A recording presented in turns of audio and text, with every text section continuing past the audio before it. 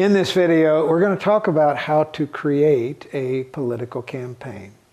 And I'm going to give you a quick answer to that. You file a committee, you get your name on the ballot, you start going around and asking voters to vote for you, and that's a political campaign. But if you'd like to know how to run a political campaign and win an election, you need to stick around because I got a lot more to tell you. Stay with me.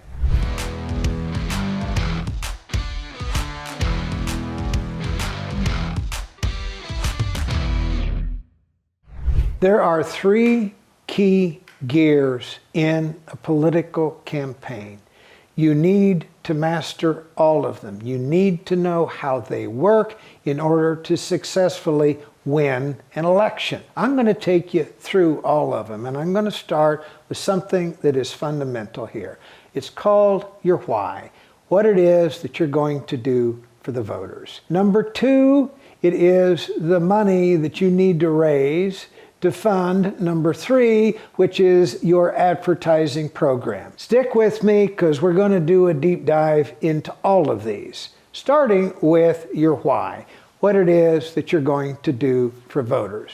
Political campaigns are just like a long job interview with voters who are the ones who have the power to give you the job that you're asking for. They will expect you to do something with that power that elevates their quality of life or fixes a problem that they have or a wrong that they seem to think needs to be corrected in their community. Now, I mention this because if your why is wrong, you are going to have a lot of trouble raising money and you won't have money to do your advertising. So that's why we're going to talk about this subject. So what is your why? Why do you want this job?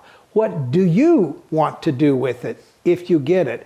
What are you genuinely passionate about doing that you think will help the people that you're asking for the power to help? What are you going to do with this job? You have to have a coherent answer to that question, and it has to be a problem that is relevant to the voters that you are appealing to. So frankly, if you're talking a cat in a campaign about rounding up stray cats, truthfully, that's not a message that's going to work. They may agree with your need to do that, but it's not relevant to bigger pressing problems they have in their life.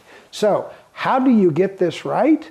Well, take a look at what's in your head and what causes are driving you to do this. Check in the newspapers, and because they do a pretty good job of covering problems, you may get an idea there. Drive around your jurisdiction and look and make note of the problems that you see. Talk to some of the community and civic leaders in your jurisdiction. Ask them about the problems they think are in search of a solution. You do all of this, you'll have a pretty good idea of problems that need to be solved.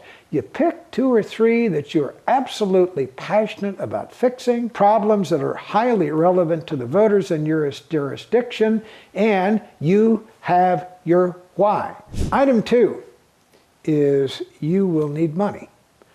All candidates need money. Why do you need money? Okay, well, if you're running in a large jurisdiction, you're going to need staff. You're going to need volunteers. And even if you're not paying them, when they're done volunteering for you at the end of a long day, it's really nice. Feed them some pizza and some soda so that they know that they're appreciated. You'll have handouts. You'll probably have posters and yard signs that need to be printed. You may need to do television advertising or digital advertising or radio advertising or persuasion mail, so therefore you need money. Now, where do you go to find it? Well, there are places to look. Now, the easiest money you'll ever raise is from the people in your mobile contact list. If they're there, it's probably because some of them already know about your character. They already know about your sense of integrity. They already know that you've got a good head on your shoulders. They don't need a lot of convincing. It's simply a matter of letting them know you're running and that you would appreciate their help in helping you to advance your cause. That is the easiest money you'll raise. But very few candidates know enough people in that category to fund an entire campaign. So, where do you go for other places to raise money?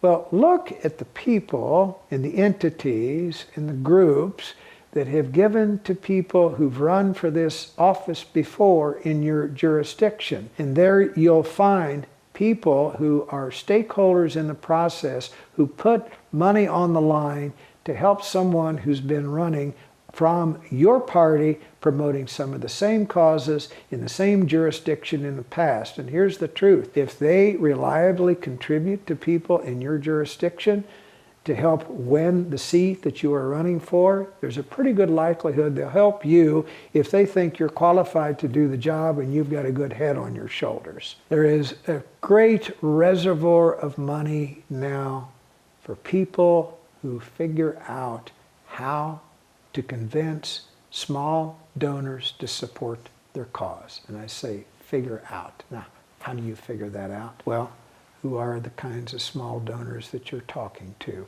Have they given in the past? Can you send them an email explaining what you're doing and why you're doing it, and ask them to help you advance your cause? Can you send them text messages asking them to contribute to your effort?